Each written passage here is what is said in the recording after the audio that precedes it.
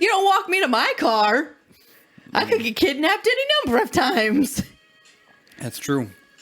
No, ain't nobody gonna kidnap me. You don't know. You're very kidnappable, Paige. I'd like to see someone try. Let me tell you. Will not end well for them. Don't say you wouldn't be kidnapped. I'm going down with a goddamn fight. That's good. Take out their kneecaps. Go for the nose. With the palm. Palm to the nose technique. Exactly.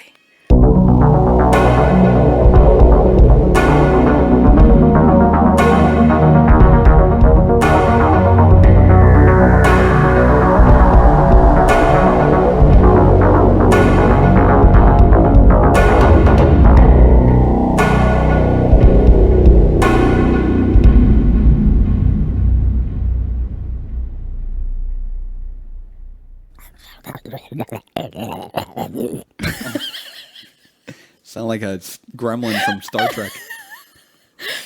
From Star Trek? There aren't any gremlins in Star Trek. You ever watch Star Trek? You don't know. Out of all the Star Trek episodes ever, that there ever were, in every series, every generation of Star Trek, there has to be at least one gremlin. No. There aren't. What? I don't believe that for a second. They used it as a term, but it was never a creature. A term for what? It was a fictional monster created to explain malfunctions or like... What series? It doesn't say. What is this, like Star Trek Wiki? That's what I would... Star Trek Wiki. It's called Memory Alpha. Memory Alpha. Yeah. Oh, Tribbles! I remember Tribbles. That was a great episode. I love Tribbles. I think So damn cute. Star Trek is on Hulu. It is. The original series. I love Star Trek. I love Star Trek too. I like the original series a lot. Oh my god, you need to watch Picard. I haven't watched too much of Picard. that series, but a lot of people say it's really good. Oh, it's so good. Patrick Stewart. How many seasons? 3 seasons? Oh yeah, were there only 3 seasons of the original series? What is that, 30, almost 90 episodes? 80-ish episodes? That's it? Okay. Welcome to Beer and Fear. This is episode 14. I'm moving right along. My name is Zach. My name is Paige. And this episode is about El Chupacabra. Ooh. Gotta roll the R, buddy. Chupacabra. Oh. Even though that's not how you say it. Chupacabra. Chupacabra.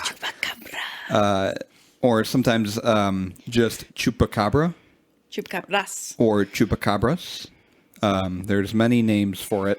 I just went with Chupacabra for the episode. It feels weird not to say the Chupacabra. I know. But we'll get into that because I guess it's debated as to whether there's one, just it's one being, or if there's several Chupacabras. But it's about Chupacabras. But obviously, to keep the theme of our episodes, I'm gonna ask Paige how her week was. So Paige, how was your week? You feeling your muscles over there? You're getting strong? You're moving all your boxes? I just like furniture? to keep track of my biceps. Keep track of your biceps? Measure them out, see how they're doing. Yeah, that's about a 6, a solid 6 Just today. check on Thunder over here, and then we go on over to Lightning. I'm gonna barf. That's what my store manager used to call his biceps. Oh my god. I literally did nothing. Throughout the whole week? Well, I mean, I moved and unpacked some stuff, but I still got to get some furniture so I can like unpack like Are you still waiting on your shelves and tchotchkes. Desks and things? Mm-hmm. Yeah, my bed frame comes in tomorrow, so I can stop sleeping on the Nice. floor on my mattress. Very cool.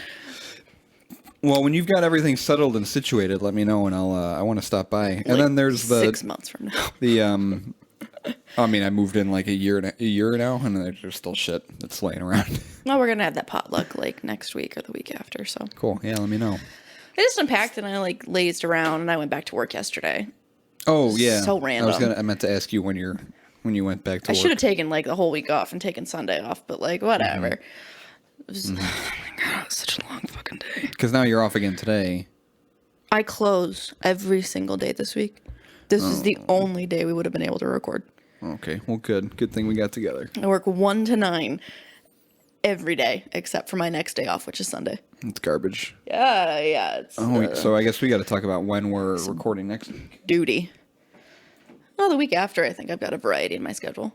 I don't close every day again. Okay. Yeah, but just unpacked, relaxed. I rehomed some of my animals. That was about it. Cool. I'm just relaxed. Excuse you. I was just gonna add something. But go How ahead. was your week? Oh. I wanted to ask. Oh, how nice of you. I didn't do, did I do much of anything? Again, didn't write anything down. Where is your notebook? This is what happens You were when slack-assing. when I don't write things down. Jesus. I have to look back at my phone and remember what happened. Celebrated my mom's birthday. That was fun. Did you tell her I said happy birthday? We got sushi. I don't think I did. Oh my fucking I God. think I may have She forgot. probably thinks I forgot. You know what? I'm going to text her right now. Oh my God. I can't believe it. Paige told me to tell you happy birthday on your birthday, and I forgot to tell you. So I Thank you.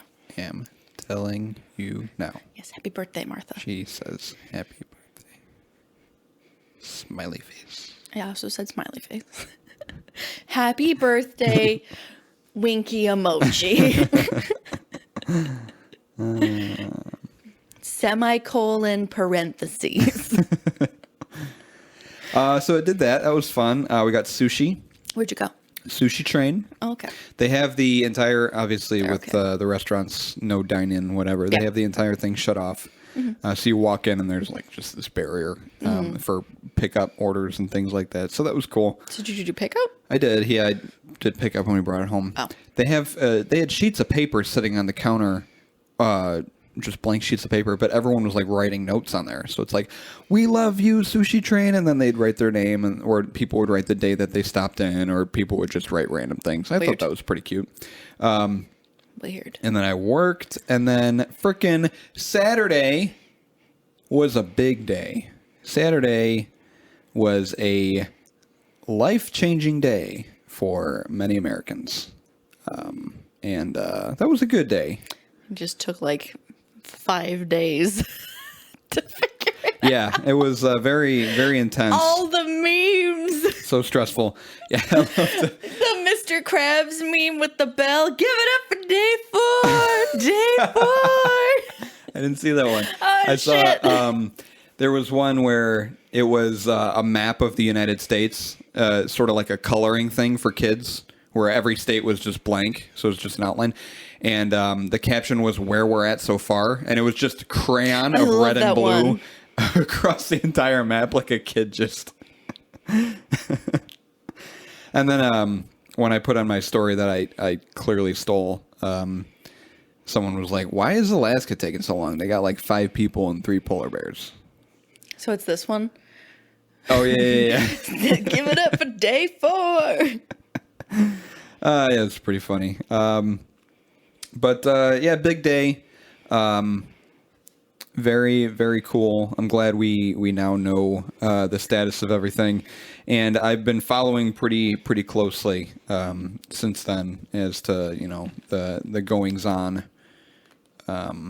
with getting everything ready for January. So I'm also pretty nervous and anxious. I feel like a lot of people still kind of are too. But hopefully we should start to see some change happening and getting this COVID thing under control, because I'm kind of tired of it. I don't know about you guys, but it'd be cool if it could just kind of stop.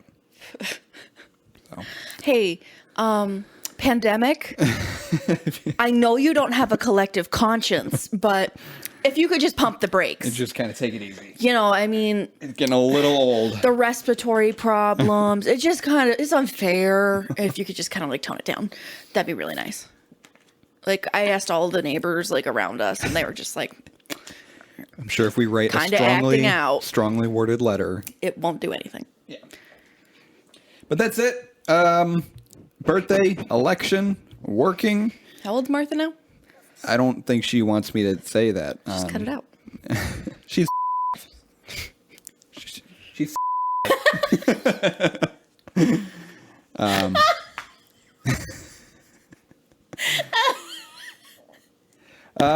that's all I did. Ow!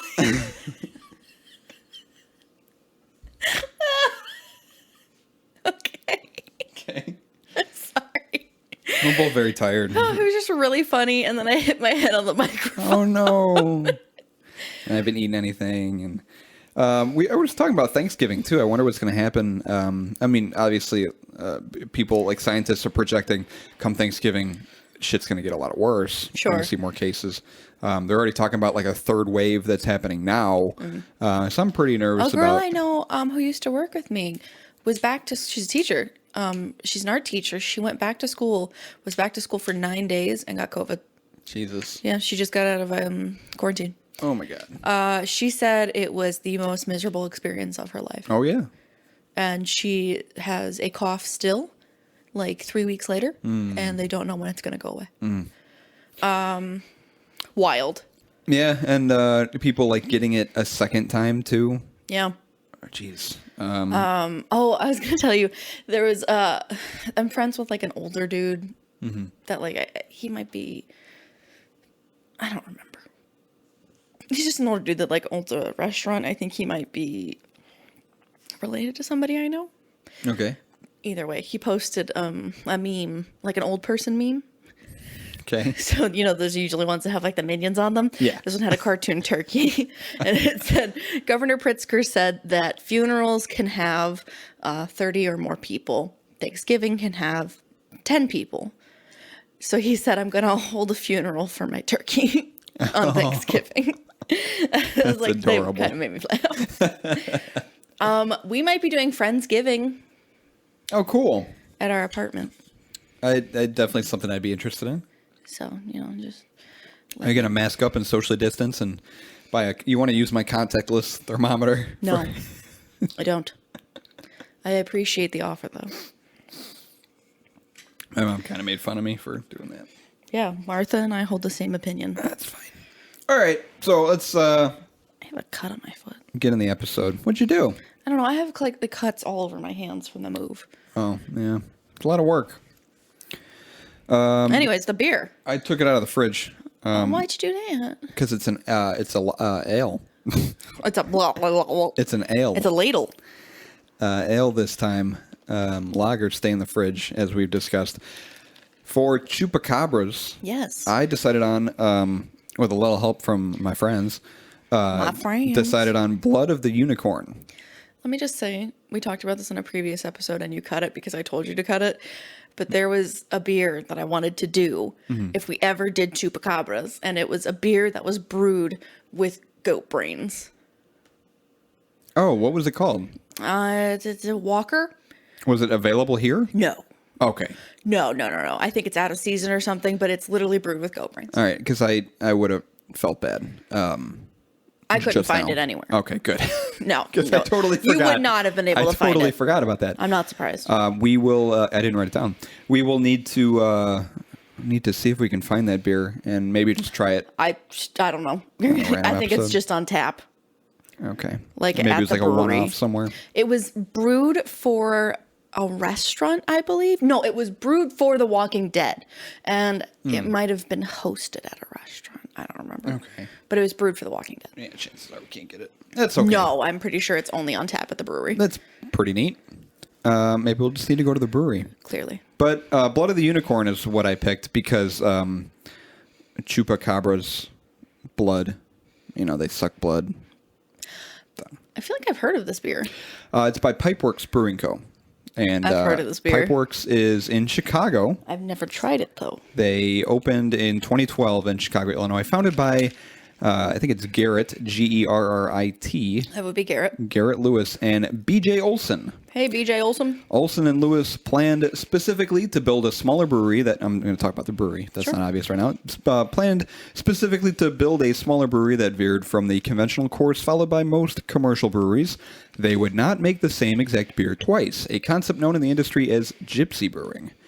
Pipeworks began their brewing different from other microbreweries in that they initially brewed their beers entirely as a series of one-off beers that were aimed specifically to the niche market of beer connoisseurs. The brewery's stated goal is to release a new beer every week. This approach gave the brewery and its beers somewhat of a cult status among beer enthusiasts, with its offerings selling out relatively quickly. A new beer every week. That's a lot of beer. That's a lot. Yeah, it takes a lot of work. That's a lot of work. I don't know if they still do it. They can't still do it. I don't know. Well, they got a bigger place now, so maybe. After seeing significant growth, both in output, brand, and identity, Pipeworks has since augmented their one-off beers with several of its core beers in 16-ounce can 4-packs, now regularly available widely throughout the Chicago area, which is just like we have as a 16-ounce 4-pack. In late January 2013, Pipeworks was awarded Rate Beer's Best New Brewery distinction for 2012. This is directly from their website. Pipeworks Brewing Co. was established in Chicago in 2012 by friends with a shared dream of crafting quality and creative beers. Since putting the first cap on the first bottle, the brewery has garnered accolades for its distinctive beers and original artwork thanks to its growing and enthusiastic team. Pipeworks self-distributes in Illinois, Milwaukee, and Madison, but can be found in New York, New Jersey, Pennsylvania, Rhode Island, and Connecticut through Serene Distribution, in Minnesota through Clear River, in Massachusetts through Night Shift Distributing, in Missouri through Craft Republic Distributing, and in Colorado through Elite Brands. We are also available for online beer purchase in some states through Tavour.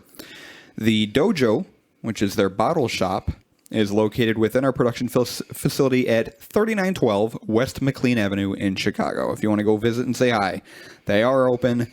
They are doing curbside pickup for beer through their website. Pretty cool. Pipeworks does not have descriptions of their beers on their website, which was surprising. So there are a couple descriptions that I pulled from other websites. I got one from Untapped and Beer Advocate. They don't have descriptions? No, they Weird. have. I mean, they talk. Like the ABV and then The basics. Yeah, the basic stuff, but they don't give a description about the beer. So this is from Untapped. I gotta Wet the whistle. prepare myself for this one. Tune the instrument. In this epic battle, the blood of the unicorn has been shed by the sword of the deadly assassin of the East. One sip of this aggressively hopped red ale clearly reveals what drives these, the greatest of hopheads of lore. Is this the end of the mythical horned horse, or will he rise like the phoenix to fight another day? Like that. That was from Untapped. Beer Advocate's review is one of our original hop beasts of burden makes its whimsically triumphant return. Blood of the Unicorn is Pipeworks' Ninja vs. Unicorn's hot red-headed sister. Loaded with fruity and piney American hops, this rogue equine always delivers. Put that face away. Ninja vs. Unicorn is another beer by Pipeworks. So I guess this is its hot red-headed sister. So. Yeah. I definitely saw these at the liquor store that I picked up Tropical Bitch at. They have a Pipeworks. whole pipework section. They got a section for everything. They really do. I should check that place out. Love it. This is an American strong ale. Okay. Pipeworks calls it a red ale. Much like me. Hoppy red ale, just like you. American strong ale. It's actually an unofficial style of beer. It describes many unbounded beers coming out of American craft breweries. So this may describe literal strong ales, which I think we've talked about before. They're ales that are over 5% ABV, usually between 7 and 11%. As well as beer given the style name simply because their flavor characteristics don't fit within another existing beer style. Strong consumer appeal can create demand and inspire other brewers to create their own interpretations, and in time, a new officially identified beer style is born. This is one of them. Beer Advocate says a catch-all style category for beers from 7% ABV and above. Some may even be as high as 20%. What the fuck? As a result, color, aroma, and flavor characteristics will greatly vary. Some have similarities to barley wines and old ales. Barrel aging is certainly not out of the question. And then I have a couple little facts about red ales. Again, Pipeworks calls this a hoppy red ale or strong red ale. Red ales originate from Europe, and it refers to styles of beer that are dark red or are reddish in appearance. Red ales can almost be thought of as the European version of an American amber ale, since red and amber are essentially describing the same full-flavored, hoppy, buttery beer. Currently, red ales are stuck sharing a category with American amber ales at the Great American Beer Festival, this category being a catch-all, again, for anything that is not a dark ale, not clearly a pale ale, and does not quite fit in with brown ales. So, it's kind of a unique beer. Doesn't fit in with the crowd, goes its own way. Pretty neat. I'm excited. It's released May 29th, 2012. It says batch number 16. So I think they're still doing new beers every week. And then the ones that consumers really, really end up liking, they end up distributing as the 4-packs. Okay. So if you look on Wikipedia, you can see the list of the beers that they have, and it shows when it was released and then the batch number. And it goes all the way up to like batch 690-something. Whoa. So they've been making these beers for a while. So this is batch 16. This is pretty early on. This beer is available year-round. It has 6.5% ABV. Untapped says 69 IBUs. Nice. Beer Advocate gives it a score of 90, which is outstanding. It's ranked number 12 in the red ale style, ranked 6,231 overall. That's impressive. And it has an average score of 4.02. So pretty solid scores. This is a highly rated beer. I didn't look up this. I don't look up the score first. I don't take that into consideration to help me decide the beer. No, we are literally here just to try anything. Right. I want to look at the beer first, and then if I look up the score on Beer Advocate, it's a total surprise. So let's go get it. I'll be here. Okay. I didn't really expect you to get up and follow me. You said let's go get it. Thought it was a group. Let's go together. It's like 4 feet to the kitchen. My mom says, thanks, Paige. Of course, Martha. Okay. All right, let's see the art. It is very arty. That's like a gladiatorial horse. Yep. Well, unicorn, sorry. Ready to go into battle. He's got armor and a lot of blood. There's something behind. Is that the rider? Yeah, yes, that's the rider. that is a man clad in armor wielding a sword. Hoppy red ale. He looks like he'd be in a death metal band. It's a pretty badass label. Brewed in Chicago. Chicago. ABV is 6.5. The can art is by Jason Burke. Woo. Jason Burke. At Ink and Lead Designs. Cool name. Strong. Strong smell. Oh boy. The balls on this boy. That is right to the tip of the glass. Yeah, very dark red amber color. Very little foam. Very strong smell. Hoppy. It smells like something. I can't place it. Did you say what kind of hops were in this? No. Oh, geez, Paige. Fucking crap. You didn't even try. I didn't. I'm going to tip this can 180 degrees into my glass. Ready? That's it. That's my drink. Oh, jeez. All right, we're going to need to wait at least 5 minutes for that foam to settle. No, I didn't talk about the hops because... Sit that down for a little bit. Pipeworks, again, didn't have a description of the beer. And then when I looked up descriptions, I didn't bother digging into what kind of hops or anything. But very, very hoppy smell, very strong smell. I said it didn't have a lot of foam, but now looking at pages... the foam kind of does settle a bit, not going away too quickly. It's really foamy. We'll take a quick break here. Yeah, just foam break. Just put in the time clock. This is going to be a foam break. I need one every episode. And that was the foam break. Oh gosh, that's bad. But yeah, I was looking it up on the last beer up on Beer Advocate because you said the first review had a 1. It was a 1. So I wanted to check that out. I was like, man, this guy doesn't know what he's talking about. But I mean, different strokes for different folks. So it's not everyone's cup of tea, So we really like the beer, but I don't know. Maybe this one will be a surprise. This one's got really high ratings and reviews. I did read one on Beer Advocate where the guy said it wasn't all that great. They weren't a fan of it, but everyone else seems to like it. So. Well, I mean, you know me. Yeah, I know you, Paige. Didn't like Zombie Dust, and that was like ranked what 23 out of the whole website. Yeah, it was like world-class beer. Which we should seriously revisit. It'd be cool to try that one again. We can do a side episode. Now, after us being experienced beer connoisseurs, Yes, we can now that we're so approach experienced this, with it. right, with a different mindset now. Oh, so itchy. You think your beer's good? I don't want to suck foam. You don't. I mean, you can. I wouldn't continue pouring more in there. What do you mean? You're just gonna get more foam. No, I'm not. Okay. You're wrong. If I can get the rest of this. Please don't. There's very little left in this can. All right, let's suck some foam. Me, by myself. You're going to spill. Look at that. Okay. I can't wait for you to spill. We're gonna do a very I'm going to cram my glass against your glass. and do a very delicate clink. No, Okay. I'm going to shove my glass into your glass. No, there's no more room in Here, this cup. here, just a Delicate. little. Like, down there. Okay, perfect. So you don't jostle the top. Oh, that was a lot of foam. I did not get any beer. Oh no.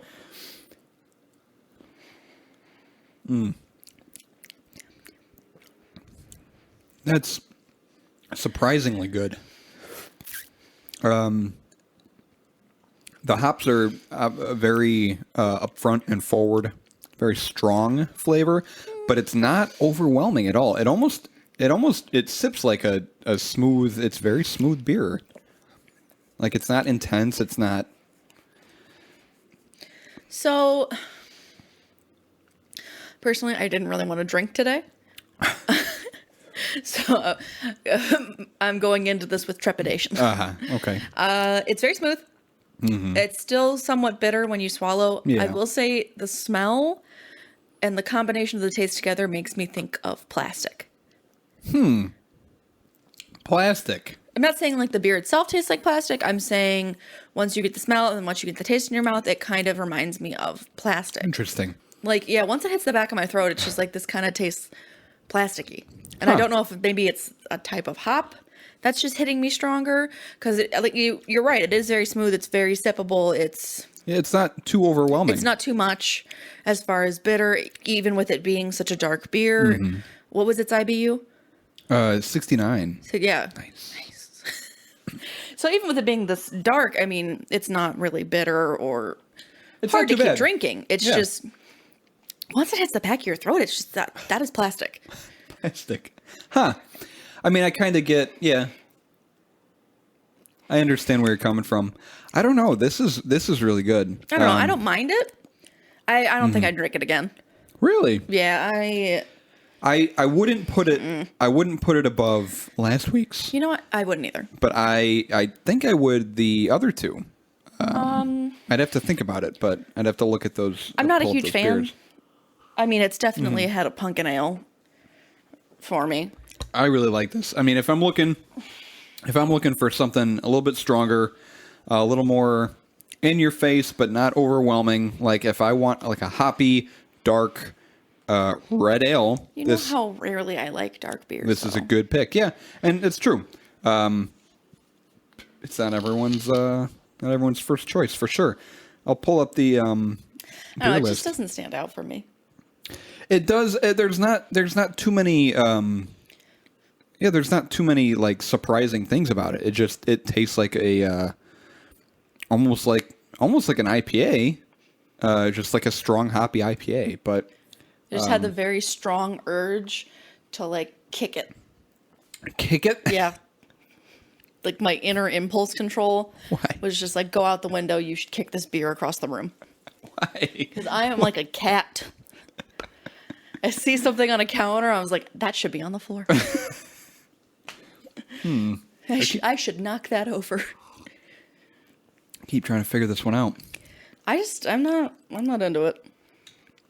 It's I don't hate it on like the level I hate it sequenced. Like if I wanted to, I could finish the can, it's but I don't want to. I don't know. It's bitter. It's hoppy. It's strong. I just think it's kind of boring. And that's kind of what I was trying to get at before. It's like there's not too many It's not surprising in any way. It's not. I mean, the only thing surprising about it is that it didn't like kick my ass initially when I tasted it. It is rather an easy to drink beer, but yeah, you're right. For having It's such a decent. strong name, It's decent. I would have expected more. Well, if you look on again, pull up their Wikipedia for I'm actually surprised it got a 90. Pipeworks. I mean, I can see why it got a 90. But I would not have expected a 90. yeah. If you pull up Pipeworks on Wikipedia, you can see all the other beers that they make, and this is actually on the lower side of ABV beers that they make. Mm-hmm. There are some that do go up to like 20% ABV. 10 to 20%. So, yeah, it's not super strong. So, I don't know. I'm not blown away by it. we gave last week's a 1 because we put it higher than the last two, and then we put Dead Guy above Pumpkinhead. So Pumpkinhead was a 4. Pumpkinhead was a 5. Oh, I'm sorry, a 5, and then Dead Guy was a 4. And then Mm-hmm. 1 was. And then 1 was last Chocolate week. Bitch. So, I would give this a 4. okay, which means Dead Guy would be 3. Okay. Pumpkinhead was just, It didn't really stand out. I mean, it was decent. It did taste like someone took a legit pumpkin and put it inside of a beer. It wasn't like the overly sweetened pumpkin. It was cool. Sure. It was The bottle art was amazing. I love fun to that. It was try. very cute. It was good. But I don't know. This is just kind of like boring. Like, I really wouldn't pick it up and be like, hey, I really enjoy this. It's just kind of like, if it was given to me and this was like my only option, yeah, like, I guess I'll drink it. I'm trying to remember how Dead Guy was. It was decent. We both decent. liked it. Yeah. Because I think I'm in the same boat. I don't know where to rate this in between the other ones. Personally, I think Dead Guy deserves a 3 right now, unless we find something that tastes much worse or much better. Plus, you don't know. We have 10 episodes to do before it's fully finished, so... I don't know. I might need to put this ahead. So I think I give this a 3. And that's Blood of the Unicorn by Pipeworks. Very good. Man, if that doesn't tell you the difference in palates in people. Oh, sure. Same. All right. Chupacabra. Chupacabra. Chupacabras. The chupacabra, or chupacabras, literally translates to goat sucker. From the Spanish chupar, to suck, and cabras, for goats. It is a legendary creature in folklore of parts of the Americas, with its first purported sightings reported in Puerto Rico in 1995. Yep. The name comes from the animal's reported vampirism. Vampirism? Vampirism. I like vampirism. But it's most likely vampirism. Vampirism. The chupacabra is said to attack and drink the blood of livestock, including goats. You know, why would you make the entire name goat sucker if it attacks other animals? Maybe goats was the initial attack. Possibly. Physical descriptions of the creature vary. It is purportedly a heavy creature the size of a small bear, with a row of spines reaching from the neck to the base of the tail. Eyewitness sightings have been claimed in Puerto Rico and have since been reported as far north as Maine, as far south as Chile, and even outside the Americas in countries like Russia and the Philippines. Ain't no chupacabras in Russia. Chile. Chile. I think I talked about a couple in India. So, Yeah. I don't know. Many of the reports have been disregarded as uncorroborated or lacking evidence, Yep. as most cryptids are. Sightings in northern Mexico and the southern United States have been verified as canids afflicted by mange. Canids afflicted by mange, which I could 100% see. There is a dog that would come into my work and to stay with us, and he genuinely looked like he had mange. He didn't, but he looked like it. And like a dog with mange, I could see that matching the description of a chupacabra. Poor Putty. For what? Poor Buddy. I thought you said putty. Poor Putty. Poor putty. According to biologists and wildlife management officials, the chupacabra is an urban legend. No fucking shit. Really? You don't say. The name for the chupacabra is attributed to Puerto Rican comedian Silverio Perez. Silverio? Yeah. You think so? I think so. Who coined the label in 1995 while commenting on the attacks as a San Juan radio DJ. I don't know why that's funny. Just a radio jockey that's just like, you guys heard about the chupacabras? The first reported attack, eventually attributed to the creatures, occurred in March 1995 in Puerto Rico. 8 sheep, they were sheep. The first attack was sheep. Oh my gosh. So they weren't even goats. How do you say sheep in Spanish? Look it up. It was 8 sheep were discovered dead, each with 3 puncture wounds in the chest area and reportedly completely drained of blood. oveja. Oveja. So should it be oveja cabras? Or cabras is goat, right? Yeah. So Chupa- chupa oveja? Not chupa. Yeah. Because Sheep's- cabras is goat, Yeah. right? So sheep sucker. You sheep sucker. Reportedly drained of blood. A few months later in August, an eyewitness named Madeline Tolentino, reported seeing the creature. Well, her name is spelled like Madelyne. So. We're doing great with these names. There's like 20 different ways you could say them. Pick your favorite. I like my way. Cool. Reported seeing the creature in the Puerto Rican town of. I Yep. never know towns. Yep. Canovanas? That one. Canovanas? Canovanas? I apologize. When as many as 150 farm animals and pets were reportedly killed. In 1975, similar killings in the small town of Moca were attributed to El Vampiro de Moca, the vampire of Moca. Maca. Initially, it was suspected that the killings were committed by a satanic cult, like one would be apt to assume. Sure. Later, more killings were reported around the island, and many farms reported loss of animal life. Each of the animals was reported to have had its body bled dry through a series of small circular incisions. That was the strange part for me, and probably for people discovering these, was the same sort of circle incision and then just complete loss of blood, which I, throughout my research, still haven't been able to describe and explain. So, I don't know. Shortly after the first reported incidents in Puerto Rico, other animal deaths were reported in other countries, such as the Dominican Republic, Argentina, Bolivia, Chile, Colombia, Honduras, El Salvador, Nicaragua, Panama, Peru, Brazil, and the United States, as well as Mexico. In October and December 2018, there came many reports of suspected chupacabras in Manipur, India. Yeah, I talked about that.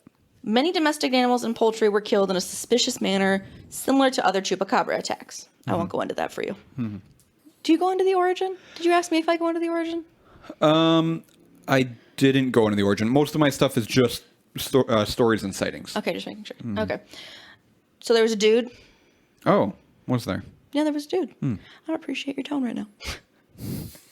There's a dude named Benjamin Radford who documented the chupacabra in his 2011 book, Tracking the Chupacabra. I had that book. Do you? No. Oh. He concluded that the description given by the original eyewitness in Puerto Rico, Madeline Yeah. Tolentino, was based on the creature Sill in the 1995 science fiction horror film Species. The hell? The alien creature Sill is nearly identical to Tolentino's chupacabra eyewitness account, and she had seen the movie before her report. This is quoted, "It was a creature that looked like the chupacabra, with spines on its back and all. The resemblance to the chupacabra was Chupacabra was really impressive. Those directors nailed it." Radford revealed that Tolentino believed that the creature and events she saw in Species were happening in reality in Puerto Rico at the time. And therefore concludes that the most important chupacabra description cannot be trusted. Makes sense to me. This, Mr. Benjamin Radford believes, seriously undermines the credibility of the chupacabra as a real animal. Bummer. In addition, The reports of blood-sucking by the Chupacabra were never confirmed by necropsy. Necropsy? Necropsy. Necropsy, Necropsy? I think. Yeah, whatever. The only way to conclude that the animal was drained of blood. An analysis by a veterinarian of 300 reported victims of the Chupacabra found that they had not been blood dry. Where's this coming from? People just making up making this up? stories. Bradford divided the Chupacabra reports into two categories, the reports from Puerto Rico and Latin America, where animals were attacked, and it is supposed that their blood was extracted, and the reports in the United States of mammals, mostly dogs and coyotes, with mange, that people call Chupacabra due to their unusual appearance, which if you look up a dog with mange, like it really does look like a description of a Chupacabra. Right. I mean, minus the spines. Well, I mean, that could just be like an emaciated dog. So, like, its spine sticking out the back and, like, people not getting, a solid look at it. So, not like a porcupine spines, but just, like, ridged back in a way.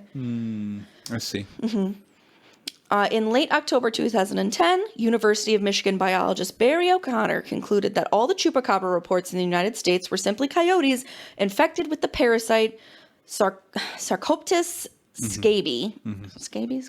It's a mite that causes itching. Yeah. Whose symptoms would explain most of the features of the Chupacabra. They would be left with little fur, thickened skin, and a rank odor. O'Connor theorized that the attacks on goats occurred because these animals are greatly weakened, so they're going to have a hard time hunting. So they may be forced into attacking livestock because it's easier than running down a rabbit or a deer.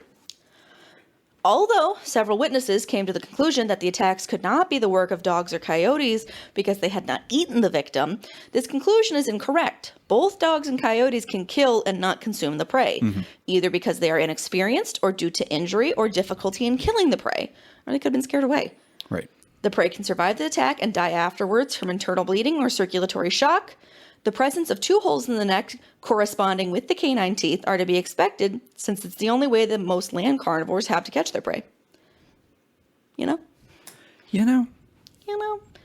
The most common description of the Chupacabra is that of a reptile-like creature said to have leathery or scaly greenish-gray skin and sharp spines or quills running down its back. It is said to be approximately 3 to 4 feet high and stands and hops in a fashion similar to that of a kangaroo. Hops. Can you imagine that coming after you like that? Oh, boy. With like claws and shit. I'd probably poop myself. Bouncing along. Another common description of the Chupacabra is of a strange breed of wild dog. This form is mostly hairless and has a pronounced spinal ridge, unusually pronounced eye sockets, fangs, and claws. Unlike conventional predators, the Chupacabra is said to drain all of the animal's blood and sometimes organs, usually through 3 holes in the shape of a downward pointing triangle, but sometimes through only 1 or 2 holes. It's in several pop culture references, but a lot of them are just kind of like, Like there's a band that has like an album named Chupacabra. There's an episode of South Park where Cartman I read that one. The Chupacabra. The Chupacabra, yep. He kills children on Easter. Magic the Gathering has a card called Ravenous Chupacabra. Stuff like that. It's funny. I know exactly where you're getting all this information from. Yes, do you? Wikipedia. The good one. The good.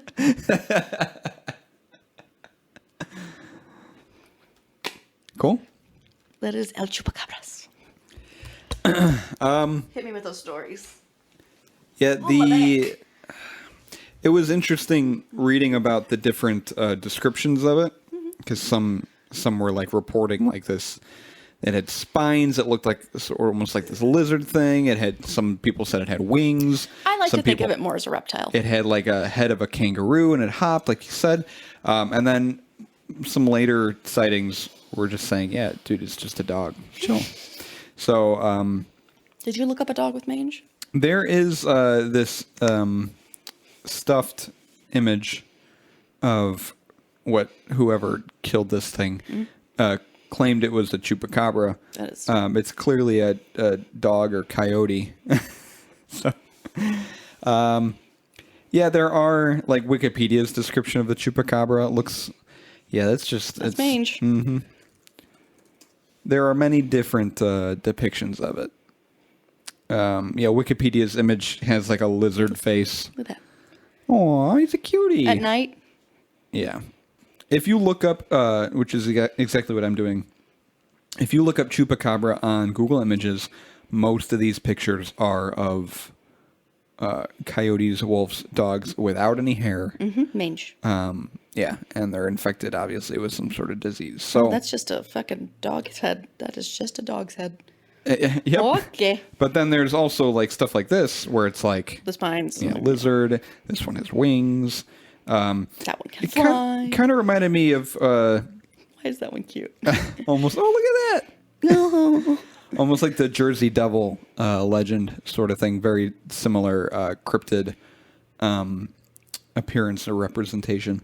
So I've got a few stories, including the first. I talk about the first reported sighting in Puerto Rico, which you kind of touched on, approximately 25 years ago, as well as some more recent events within the last decade. So the first known attacks were in March of 95 in Puerto Rico. 8 sheep were discovered dead, each completely drained of blood. Investigators found 3 strange puncture wounds in the chest of animals. Despite the odd circumstances, authorities could only attribute the killings to a known predator, a fox, perhaps. Others, however, recognized the similarities in these deaths to the enigmatic cattle mutilations which had been taking place in the American Southwest with increasing regularity. I didn't look into that because I was lazy and tired. So apparently they had some issues with cattle being killed, and they kind of drew some similarities between that. Maybe it was the Chupacabra. Maybe there are killings and stories earlier than 95. Who knows? Not us. Not these two dum-dums. 5 months later, however, the attacks intensified and became more bizarre than any cattle mutilation. In August 95, as many as 150 farm animals and pets were killed by a mysterious predator in and around the Puerto Rican town of Canovanas. Oh, why did it sound better coming out of your mouth? In most cases, like the sheep, the animals were drained of blood through small holes. A definite pattern of unexplained killing had developed. Several of the animal victims were goats, which inspired the locals to christen the killer El Chupacabras, the goat sucker. It sucks goats. El Chupacabras. In Canovanas, about 30 citizens claimed to have seen the Chupacabras, swearing that it had swooped down from the sky and leapt over treetops. You know what? I feel like I watched a cartoon that had the Chupacabra in it when I was a kid. And in that interpretation, it had wings. Now I want to find out what cartoon that Figure out was. what that is. It's Look. interesting. That was like a decade ago. It wasn't until November 19th, 95 that a detailed description of Chupacabras came from an eyewitness. On that autumn night in Puerto Rico, the creature struck again. Farmers awoke to a horrifying scene. Dozens of turkeys, rabbits, goats, cats, dogs, horses, and cows dead, with no explainable cause. Just the mysterious markings left by the blood-drinking Chupacabras. But in the north-central city of Caguas, a startled homeowner caught the world's first fleeting glimpse of the goat sucker. Described as having huge red eyes and hairy arms, the creature allegedly broke into the bedroom of the house through a window, tore apart a child-stuffed teddy bear, and left a puddle of slime and a single piece of rancid meat on the windowsill before disappearing. I don't understand that, really. Well, I mean, a dog would tear apart a child's toy and think it was their toy. It broke into the bedroom through a window. Yeah, they have opposable thumbs. Tore apart not any humans in the house, but a teddy bear. And then with a puddle of slime, where did that come from? And then the rancid meat. Did it just have rancid meat with it and then just decided to leave it there? It's like, this is yours now. Do I look like a Chupacabra? I don't know. I'll have to ask one. Thank you. Through the end of 95, Chupacabras had been blamed for more than 1,000 mysterious animal deaths, all resulting from blood loss through one or more puncture wounds. In that time, several more eyewitnesses came forward, consistently describing the creature as being monkey-like but having no tail. They characterized it as having large oval red eyes that sometimes glowed, gray skin, a long snake-like tongue, fangs, and long spinal quills that made double as wings. Those who saw it say Chupacabra stands between 4 and 5 feet tall, hops like a kangaroo, and leaves a foul, sulfur-like stench. At the site of some deaths, unidentified 3-toed tracks were found. Zoologists could think of no known animal that adequately fits this strange portrait. So, again, touching on the multiple descriptions of this thing, people probably seeing different things in the night that they didn't get a very good look at, and sort of associating them together when they probably shouldn't be associated together. This is one of them, but it's not the one I'm thinking of. Scooby-Doo. Yeah. Oh. Scooby-Doo and the Monster of Mexico. In March 96, Chupacabra struck for the first time in the United States. It had somehow crossed the Caribbean and slain 40 animals in a rural area northwest of Miami, He Florida. is on the move. On May 2nd, a report came from the Rio Grande Valley in southern Texas. I found it! Jackie Chan Adventures! Oh, look at that. Oh, baby. I remember that show. I didn't know there was a Chupacabra in it. A 6-year-old pet goat was found dead with the unmistakable puncture wounds of chupacabras. Goats are so cute. On that same day, the creature appeared further south in Juarez, Mexico, where it preyed on dogs and other small mammals. More witnesses verified chupacabras' description: the row of spikes or feather-like projections running down its spine, the way it stands upright on 3-toed feet with its forearms suspended at chest level, not unlike a kangaroo, its large, sometimes glowing eyes. The next day, May 3rd, in northern Mexico, the village of Calderon is terrorized by a giant bat-like creature that feasted on the blood of several goats. Like a scene out of Frankenstein, farmers formed vigilante groups to try to stop the monster, but without success. Throughout May, reports came in from all over Mexico where chupacabras left dead cows, sheep, and rams in its bloody wake. In November 96... a Mexican rancher near San Antonio, Texas, claimed to have captured the chupacabras with a coyote trap and produced the photographs to prove it. Catched it with a coyote trap. Interesting. This story and photos used to be online but have since become unavailable. So that's why I don't have those. I was excited. The rancher had set the trap to capture whatever was killing its goats, chickens, and a donkey. A whole ass donkey? A whole ass donkey. Whatever he caught was something he could not recognize. Allegedly, the body of a strange creature was taken to a major Texas university for identification, although this cannot be verified. In November 97, Chupacabras was back in its original stomping grounds, where it killed 2 goats, bled another dry, and made off with a small kid from a small farm near Just took a child. Loiza, Puerto Rico. Said, see you later. Investigating police believe that attack took place around 2 a.m., about the time a farmhand heard the flutter of wings and saw frightened horses and cows running as if the devil were in pursuit. So this thing can still fly, apparently. On the night of November 12th, 97, near Perth, Australia, 2 friends investigating what sounded like the squealing of a wild pig encountered a creature with large, piercing red eyes, a body covered with stringy matted hair, large teeth, and a distinctive sulfur-like odor. It was about 3 feet high when on all fours, said the witness, and about 5 feet when trying to stand up. In its mouth was part of a kangaroo. So I don't know if they were trying to say the description of its face and mouth was a kangaroo, or it had part of a kangaroo in its mouth. Within a split second, it leapt straight up, dinner and all, as if it had springs for legs. These are a little silly. 34 hogs Truthfully. were found dead with the trademark puncture marks on November 17th, 97, near Arecibo, Puerto Rico.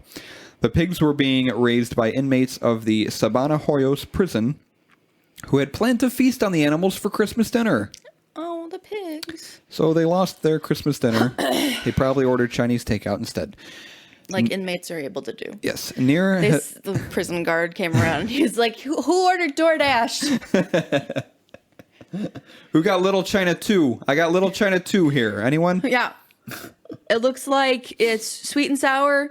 I got some chow mein here. There's some chicken fried rice. I'm going to steal one of these egg rolls. Near Hesperia. Where? Hesperia. Hesperia. I don't know. In Southern California, a creature matching the description of the goat sucker attacked on their pig in December 97. Leave the baby pigs alone. I encountered something trying to get my pig that was unbelievable, said the owner. That sounds dirty. I encountered someone trying to get my pig. When I came around the corner, It stopped and looked up at me. My dog seemed to be afraid of it. It then disappeared into the bushes. Showing me political cartoons. On January 26, 98, so we're still in the 20th century, Chupacabras was blamed for the mutilation of 3 cats at the home of Melvin Rosado in La Parguera in Puerto Rico. According to the report, one of the cats had its skin separated by a precise bloodless incision. Dude, he probably did it himself. Fucking Probably asshole. like a random freaking serial killer. Yep. In 2000, a Nicaraguan rancher shot and wounded something attacking its goats. A few days later, a ranch hand found the carcass. A hairless, rangy-looking canid. Most likely a coyote with mange. Yeah. Despite claims by the rancher and an overzealous media that it was a genetics experiment or a cross between a wolf and a crocodile, What? a cursory examination by anatomy specialists at the National Autonomous University of Nicaragua revealed that it was a common dog, likely stricken with mange. Mange is not fun. Nope. The rancher protested, accusing the university of a conspiracy. Oh, Jesus Christ. But a new model for the goat sucker had emerged. A skulking, monstrous canine. So now we're going from flying lizard-type Reptile kangaroo thing with, wings and spines to just a common dog. In 2004, 2007, and 2009, several chupacabra carcasses popped up in the central part of the state, many with warty skin and protruding teeth. I'm assuming this is still maybe Mexico, California. Okay. I left that part out in my notes. Many with warty skin and protruding teeth. All of them have been subjected to DNA testing, and the results have been the same. Mangy, sickly coyotes or dogs. And my last bullet point, in October and December 2018, there came many reports of suspected chupacabras in Manipur, India. However, forensics experts, like you talked about, they said that street dogs were responsible for mass killing of domestic animals and poultry after studying the remnants of a corpse. So a lot of the later sightings and purported killings, they're just chalking it up to dogs and coyotes. So obviously it's a cryptid. Obviously it's not a real thing, not something that we believe in. It is an urban legend, much like the Jersey Devil in that area of the Americas. And Bigfoot in Canada and Wisconsin, such like that. Chupacabra is one of those Mexico, Texas, California, kind of around that area. Also, apparently, Russia and the Philippines. And India and Australia. And Australia. It's just all over the place. What did you think of the beer? I really enjoyed it. It was very good. I'm still on the fence about my rating. If I have another beer, it's going to be Dead Man. I'm sorry, not Dead. Was it Dead Man? Dead guy. Dead Guy, sorry.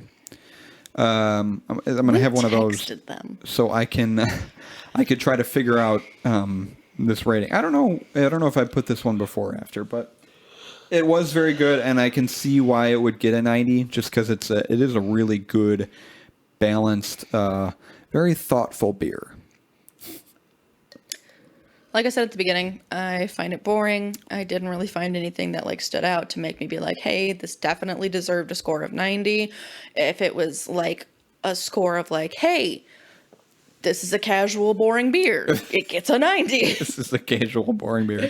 I just don't see it standing out to I want to me. see a brewery advertise their beer like that. Yeah, this one's there. I mean, it's okay. I don't know. It was very drinkable, but like in a way, for me, because I don't like dark beers, it's one of those things that I would definitely have to make myself continue to drink to like consciously finish It's it. very hoppy, very hop forward, which is not necessarily a bad thing for me. I'm not into it. Yeah. I don't know. I couldn't even finish it. I took like 3 sips. You even said, you know how I am, and I know how you are, Paige. I'm still upset that you didn't like Sea Quench. Fucking disgusting. Like licking a sea cucumber while submerged in dirty bathwater. My descriptions are going to get more and more colorful. After taking a tequila shot with way too much salt. Yeah. Pretty much. Actually, that would probably taste better than Sea Quench. Oh, God. You're awful. I liked that beer. It was interesting. Yeah. I want to have more sour ales. I want to try more. Sure, let's get one that actually tastes good. Some more gozes and, sour beers. I saw you bought Bat Squatch for your place. Yeah. I'm jealous. I want to get that beer again. We've stocked our liquor cabinet. Mm-hmm. What the fuck was that? God. I just hit the mic. Yeah, I wasn't really impressed with this one.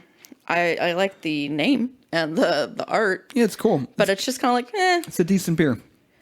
Nothing too special. I'm looking Bat Squatch. Plus, I'm in a mood right now where I don't want to drink because we drank so much yesterday. I feel you. Yeah. And I feel like people reviewing beers or giving ratings of beers, it does depend on a lot.